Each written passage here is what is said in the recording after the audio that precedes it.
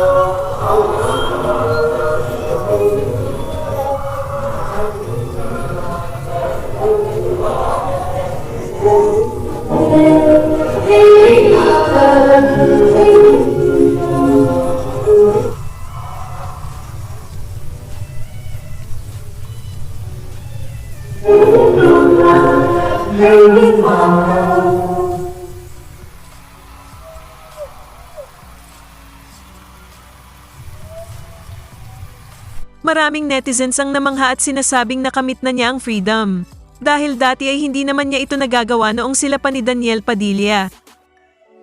Nag-perform din sina Kath at Daniel ng sabay at kinanta ang sikat na kanta ng The Rembrandts na I'll Be There For You.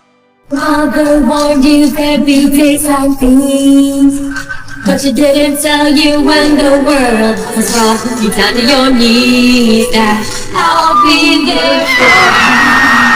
When the rain starts to fall, I'll be there for you. let the pain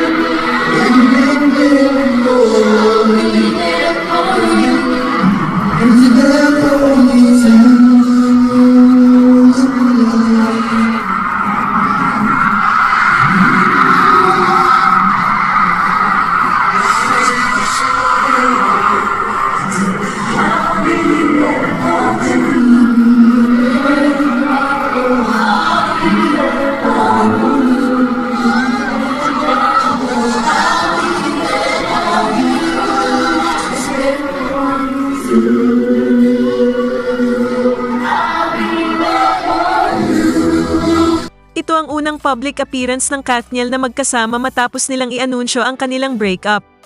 Viral din ang isang video ng dalawa sa likod ng entablado na tila baga sinusuyo ni Daniel si Kath.